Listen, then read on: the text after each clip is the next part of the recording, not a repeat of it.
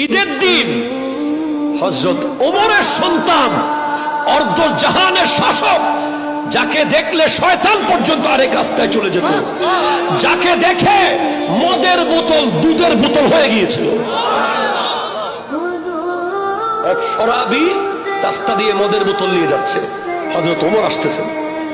শরাবী বলতেছে, আল্লাহ, ওমর থেকে যদি বাঁচাও, আজ জীবনে শরাব পান করবো না।